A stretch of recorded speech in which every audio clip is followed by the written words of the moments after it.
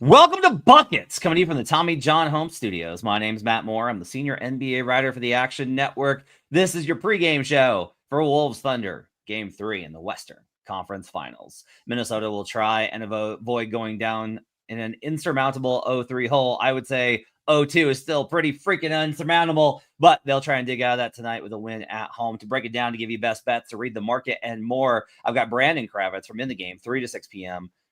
every day. You can catch him in the Action Network app at BK Picks. You can catch him on Twitter at Brandon Kravitz. Also joining me, the maestro of the market, the market mind reader, the man of the market. I'm still testing out nicknames for him. His name is Michael Fiddle at Fiddle's Picks on Twitter, where he hosts a show every day breaking down where the market is at, where it's going, including late last night. He actually did after he joined me on Buckets, because he is as much of a sicko for this stuff as we are. He is very at home on Buckets. You can also catch him on the Advantage Sports Betting Podcast. He has a Substack as well. Check out all these guys' work elsewhere. Follow them. Give them your support, etc. Give us a like and subscribe here at youtube.com/The Action Network. Hit the button. And if you put in the comments your bets for tonight, we'll talk about them at the end of the show, and we'll get the guys to weigh in on where the market is at, etc. The Minnesota Timberwolves are facing a daunting task tonight. They've got to be able to figure out a way to climb out of this hole versus the best team in the league, the best team left in the playoffs, the one team with the 40-20 mark in the playoffs, the team with the best point differential in NBA history, if you haven't heard me say that 7,000 times. And they are home dogs tonight. Michael Fiddle, give me the market read on Thunder Wolves.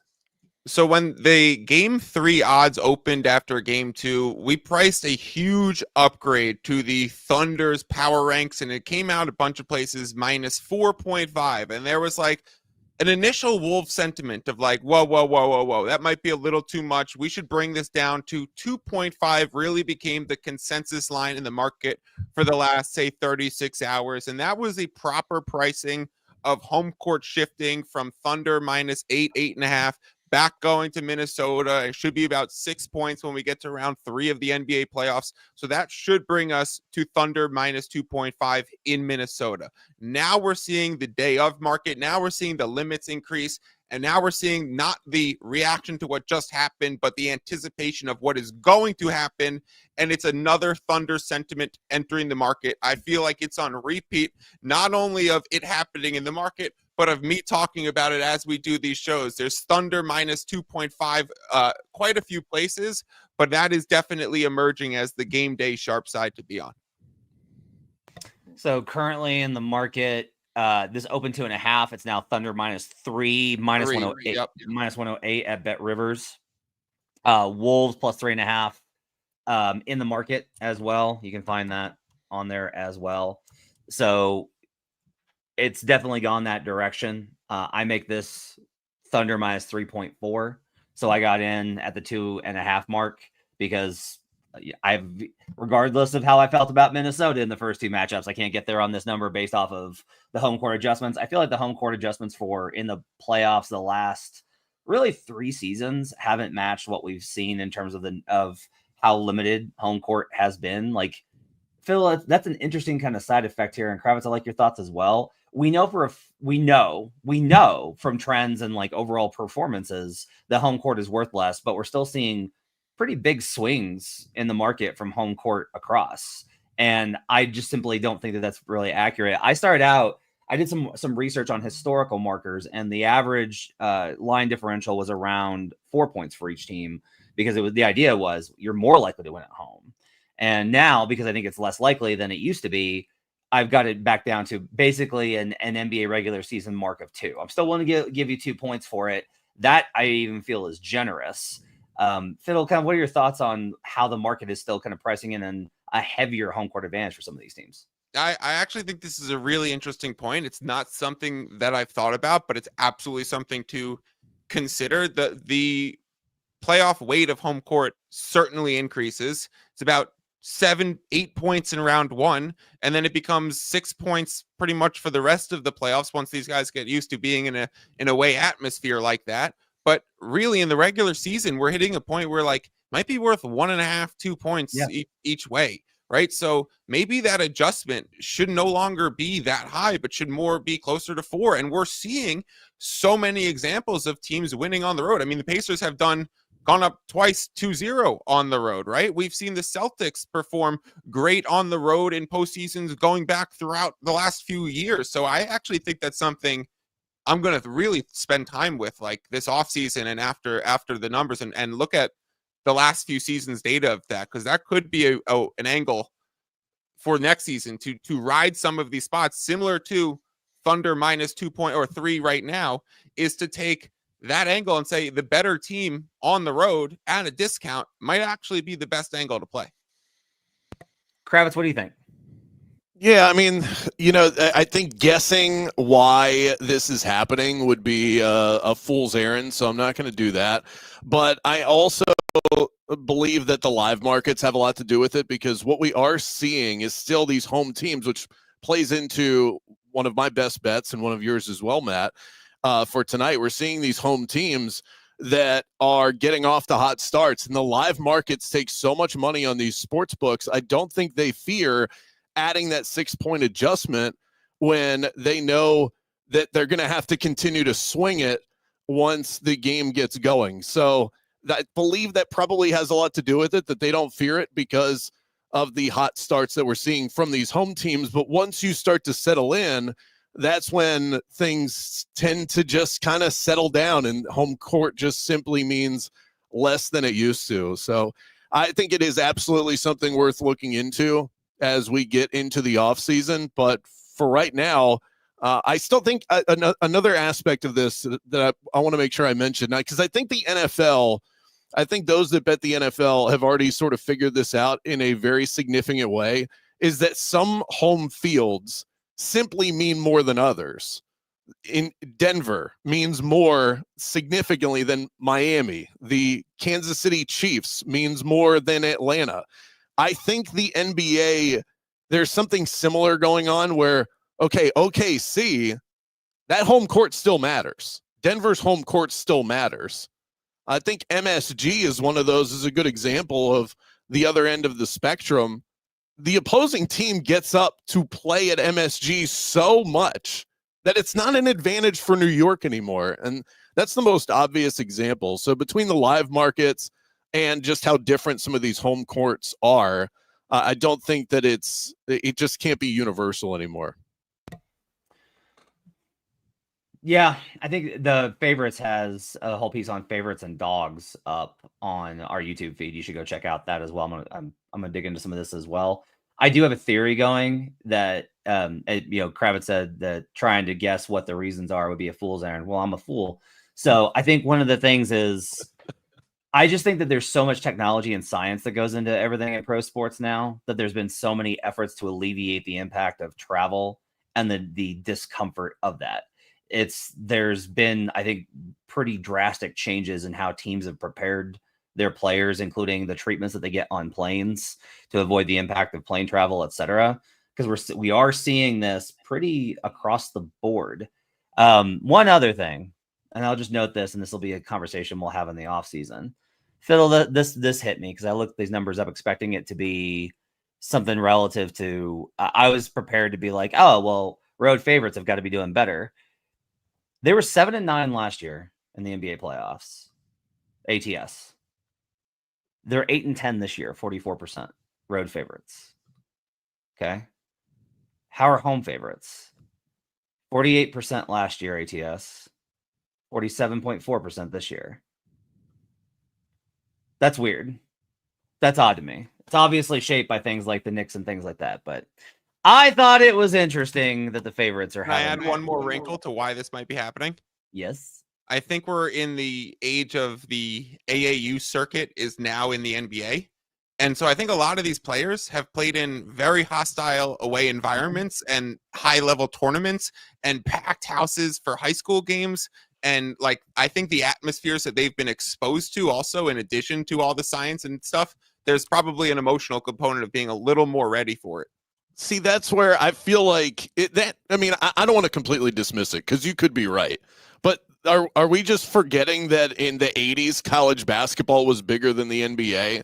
And those environments were plenty hostile. And those guys spent multiple years actually playing college basketball, then get to the NBA, but home court meant more then than it does now. It doesn't really add up to me. It's an interesting question. I think we'll have to dig more into it. Total over 217.5 was the open. It's pretty much stayed around there. There's a 218.5 over at one book that you can get in on if you do like the under. It's seems like, where did you say that you've seen more movement on the total, Fiddle?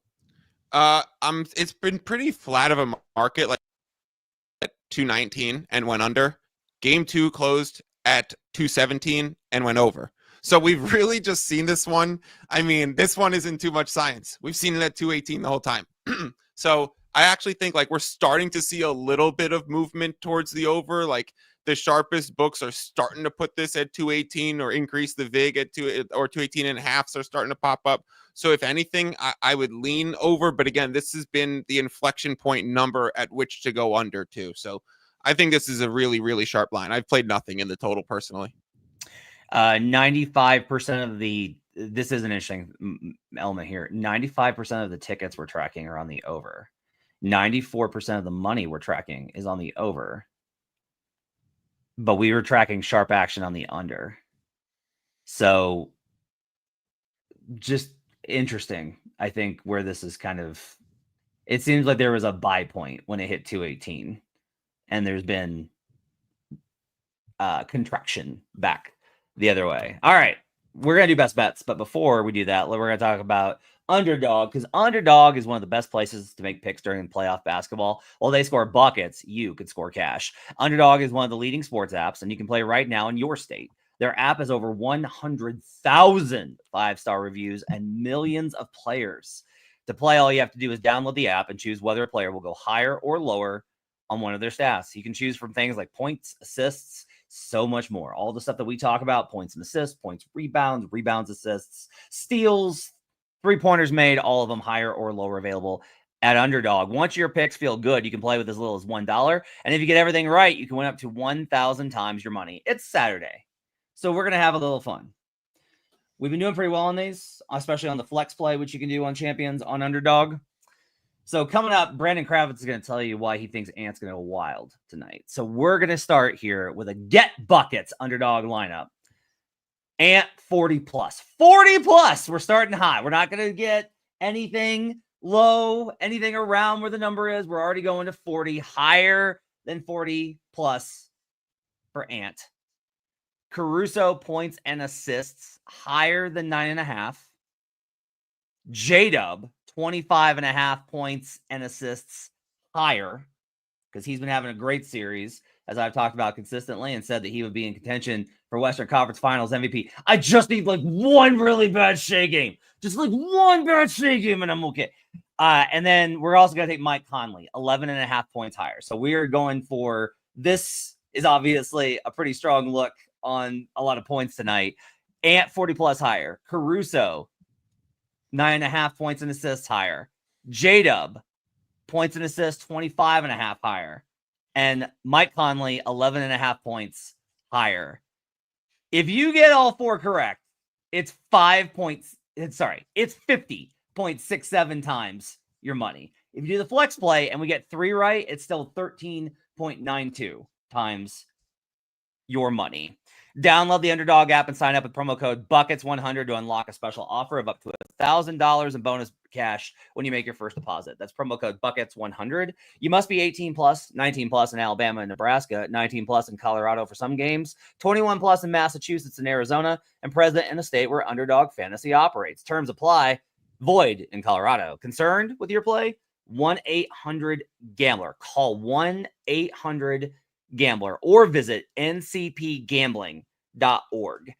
In Arizona, call 1-800-NEXT-STEP or text NEXT STEP to 53342. In New York, call the 24/7 Hope line at 1-877-8-HOPE-NY or text HOPE-NY.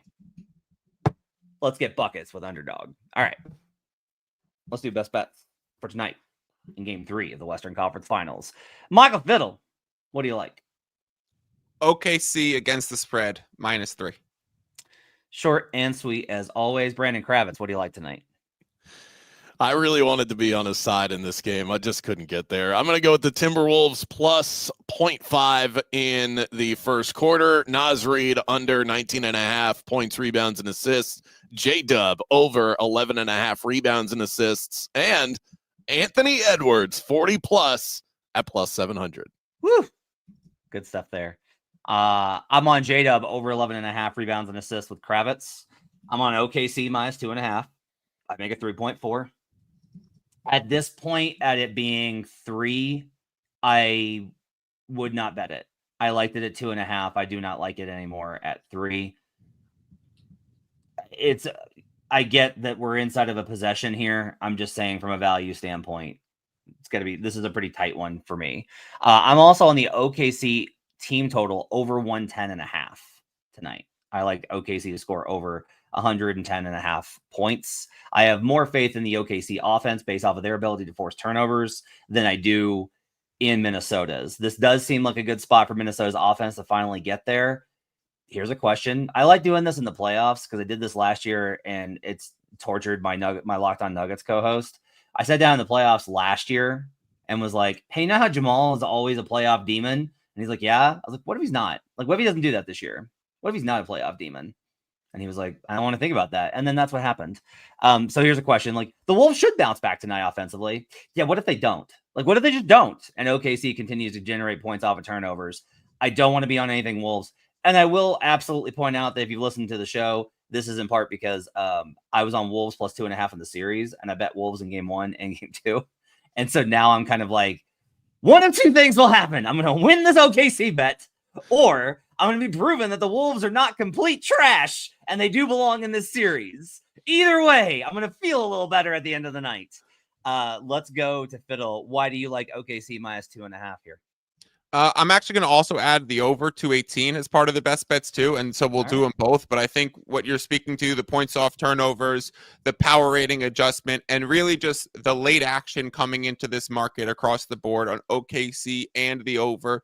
We do have these consensus lines through the playoffs, so this is really just a market reading approach to where this heavy action's coming in on game day. So even though the lines have been sitting there pretty steady for 36 hours, these moves are the loudest. And I always say you have to pay attention to the late market and notice the patterns that are happening there to attack the early markets later on. So when these things pop up, and it's nice that we're going live at this time, because otherwise, who knows if I would have seen it right now, but I'm watching these screens light up and it's OKC and it's an over, and I will follow suit. All right. We do have a request here from Chris Ostro. He says, Fiddle, you've been crushing the prop market. Is there any movement that you're seeing? Yeah, so I have some movement. I have some plus EV props as well. We'll start with the movement since that's what Chris is asking. The largest one, which I think falls right in line with the Anthony Edwards to have a huge game, is his PRA went from 38.5 to 40 or 41.5. So a 2 or 3 point adjustment up in Ant's PRA. And I said, okay, let's break that down. Where is that coming from? I'm going to go into individually points, rebounds, and assists and try and figure out where that adjustment is coming from. And honestly, it's all over the board. It's half a rebound up. It's 0.75 points. It's 0.75 assists, which is a huge adjustment in his assist line. So that was an expectation that I'd have Anthony Edwards to have the ball in his hands a lot in these games, be looking to score, be looking to make some plays too. And then on the other side of that, SGA. Matt, you said I'm waiting for the one game where SGA has a bad one and maybe J-Dub takes hold. This is potentially the one, because SGA's props, PRA, steals, all of the above have gone down and J-Dubs have gone up. So the 11.5 rebounds and assists has taken on more vig. Meanwhile, all of the shape props, and I'm not comparing game 2 at home versus game 3 on the road. This is a comparison between game 3 at market open to game 3 near market close. So it's what's the expectation for this game at hand? And the props are saying J-Dub more likely to go over that 11.5 rebounds and assists than he was earlier in the betting cycle. And SGA expected lower points, lower assists, lower rebounds. So maybe this is the one. All right. Let's go to Kravitz. Let's do the side first. Wolves plus 0.5 first quarter. Yeah, I mean, it kind of goes back to what we were talking about with home court. It's tough to make out exactly what it means, but to me, it does feel the most impactful in that first occurrence in each series. And this is the first game in Minnesota. There's going to be new t-shirts on the seats. Fans are going to be going crazy. I think that carries more weight than at other moments in the game or other moments in the series. And then when you add to it, it's the awful loss angle as well. Strong first quarter spot. Minnesota is 2-1 in the first quarter off of a loss in the postseason. The lower seed in the first home game in a series, so game 3, first quarter has either won or tied on 7 of those 12 occasions. Off of a loss, that record is actually 6-3, but that is if you take into account ties, and that's why I want the plus 0.5 just in case they tie. I still want the win. In this series alone, first quarters have not been the issue for Minnesota. So for as bad as they've looked against OKC, they are only -1 in terms of point differential in the first quarter against the Thunder, and that was at one of the toughest places to play in the NBA. I think first quarter Minnesota is the way to play this game, but I want that plus 0.5 if I'm going to play it. -115 would be the heaviest price I'd be willing to lay. Okay. I want to share this from our director of research at Action Network, Evan Abrams. You can catch him at Evan H. Abrams on Twitter. When trailing at the half, the 4 teams left in the NBA playoffs are a combined 18-2-1 against the pregame second half spread, including 11-1 second half ATS on the road. So, Wolves first half, Thunder full game. We talked about it on buckets. I'm on that. I will go ahead and mention that as well. Not a bad look here. Wolves take the first half. Thunder have been a second half team more in the second half of the season too. This became a trend that I started noticing where it was like teams would get up for them and would work so hard, and it was like, wow, OKC might actually lose, and there they go. And it was just like these runs in the second half to just clock these teams. It was like they would dig out of the hole in the third quarter. They're plus 3.8 in the third quarter in the playoffs, best team in the playoffs this postseason.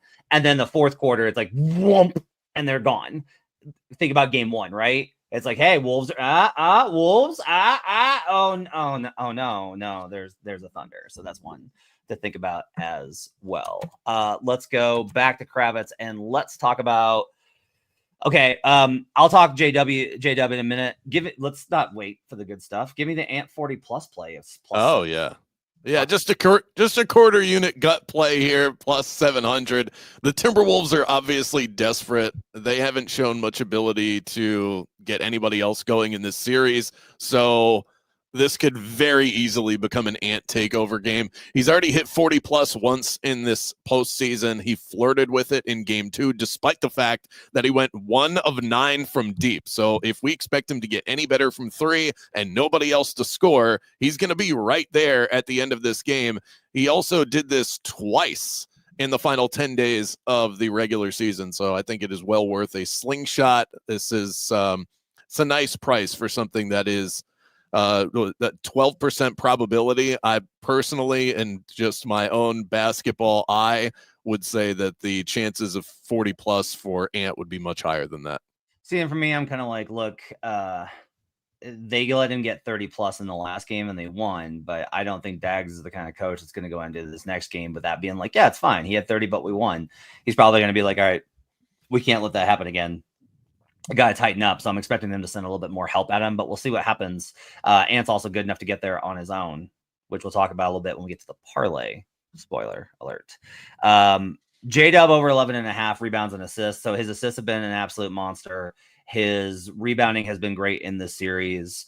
J-Dub is like a guy that fills the stat category. This number has been extremely soft, and I had some trends on it, gave out in the analysis that I put up on Action Network for this game as well, where he's been, with how the Wolves are guarding Shea, his usage is going to be a little bit impacted. I wonder if they start sending more at Shea, and if they do, J-Dub will benefit really well. I do think you need to get if you're going to get him on the assists, line instead of the RA, you do need to make sure that you take the 4.5 with the juice and not the lower vig 5.5, because I do think 5 has been the one that he's hit consistently. So be there. Kravitz, anything else on why you like J-Dub here on rebounds and assists?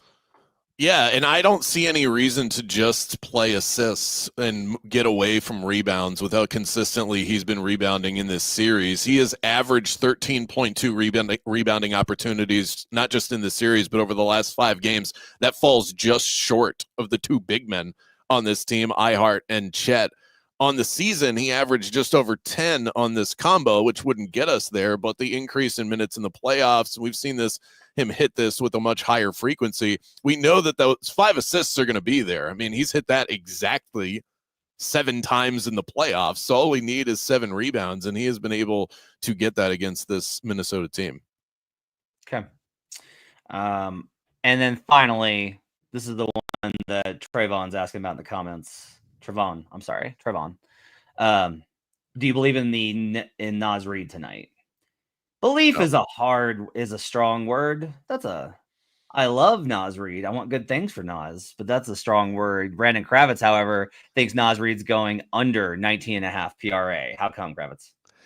Yeah, I really like Naz Reid as a player, so I don't really like he was probably one of those role guys. I played his props a lot throughout the course of the season, but the rebounding, that's been there for Naz. The shot making has not been, and this isn't just an OKC thing. He has missed 14 consecutive threes dating back to the Golden State series, and you say, okay, why is that important on a PRA? Because that's his bread and butter offensively. We have not seen a big statistical output from him since game 1 of round 2, which happens to be the last time that he hit the over on this prop. In fact, if you take into account the entire postseason, he's gone over this number just twice. The only thing that could disrupt this, guys, is the minutes. If he gets past 30, if you go through the game log, the second he gets past 30 minutes, he usually hits this. But that has not been the case throughout the playoffs. So if that doesn't change, the under should be pretty safe. Or if he hits a bunch of threes, which is what we're going to talk about in a second. Before we get to our parlay, I want to go over the happened. I want to go. You're right. I want to go over the comments and some of the bets the folks have put in the chat. First quarter money line for Wolves plus 100. He threw the Outcast Kid says he threw $100 on that. On Wolves plus 100 first quarter. So David gave you the cap there. David Martell says, I like Jaden McDaniels over 1.5 assists. He's averaging 5 potentials per game. That's a pretty sharp look. Fiddle, you got anything to add on that? Is there anything that's you've seen in the market on Jaden? I've seen it on the court. He's literally taking the ball up as like allowing them to set their actions. In game 1, on the first possession for both teams, I thought it was shocking. Jaden McDaniels and Lou Dort brought the ball up. And I was like, well, yeah, if that's going to create some potential assists, even catch and shoot, if he initiates any pick and roll and dishes it out. So, yeah, I like that. Okay, SGE says, I've got Nas on alt line SGP minus 110, 10 plus points, 5 plus rebounds. Challenging Brandon Kravitz here. Also going to do something like 15 points, 8 rebounds, and plus 250-ish in case he goes off. The key here really is I don't have a whole lot of ways to explain Nas's shooting so far in this series. I'm not looking at it and being like, wow, he's really bothered. I don't like, this is OKC. It's a very difficult thing to kind of parse out. The NBA classifies most of these shots as open or unguarded. I just don't think that you're unguarded at any point versus OKC because they close with the speed of velociraptors. So you're just never really comfortable. And Mike Conley had a quote about this in one of the off-day media sessions, was talking about how I know the numbers say that we were open. It is not what it has felt like. So we've got to do a better job creating. Role players play better at home.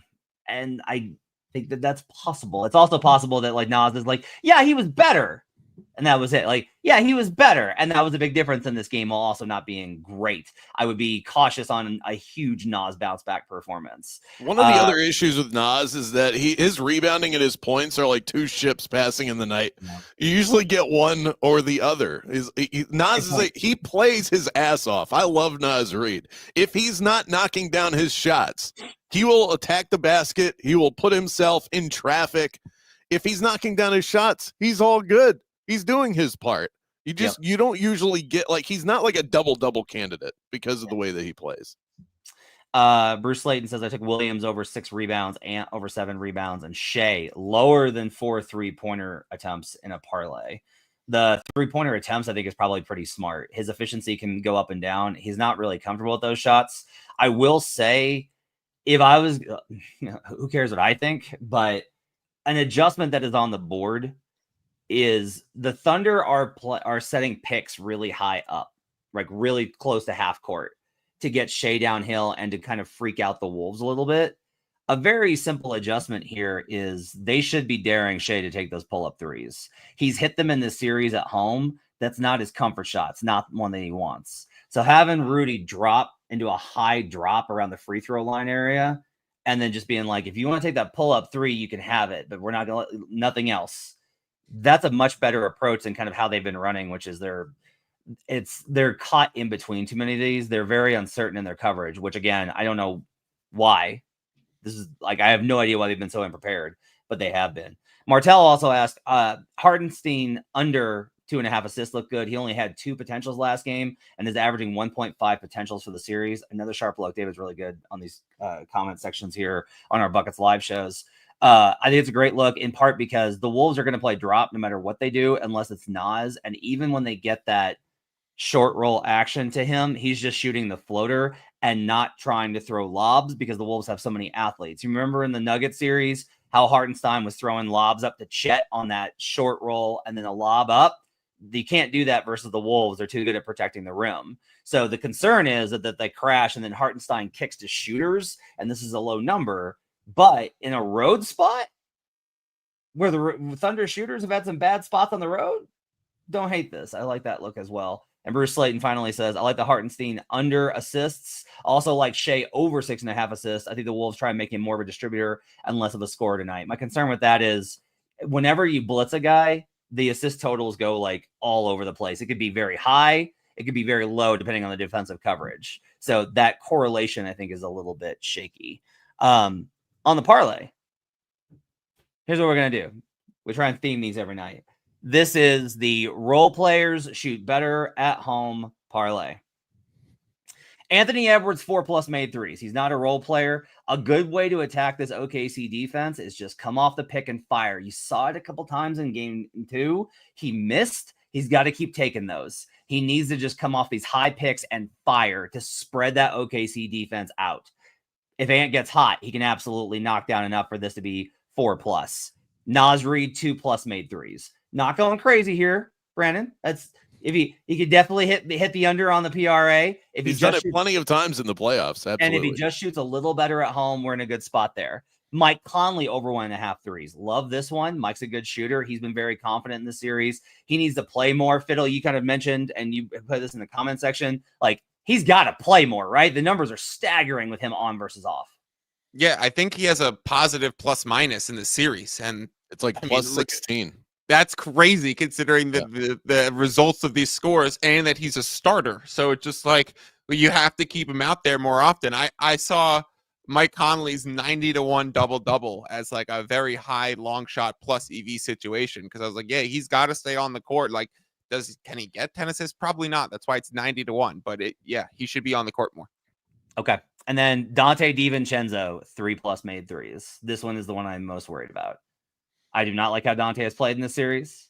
I do not like how Dante has played in these playoffs. I do not like how Dante has played in the regular season, the season as a whole for the Minnesota Timberwolves. It's been rough. They've definitely keyed in on him. We're looking for one game for him to just hit 3 threes for a great knockdown shooter. One game. All that together, that's a plus 1530 4-leg parlay. Anytime that we get a number above 12 on a 4-leg, I'm pretty happy. Threes across the board. The Wolves bomb. This would get the over for Michael Fiddle. I would lose most likely in this situation on the Thunder line, but I will take that if it means I get to not feel so bad about thinking the Wolves had a shot in the series. We'll see what happens. Thanks for joining us. Appreciate you guys being with us. Make sure to hit that like and subscribe button. Brandon Anderson and I'll be back after this game to give you the breakdown on what happened in this game and where we're betting the series as it goes forward. Have a great Saturday night. We'll see you guys again next time. Till then, let's get buckets.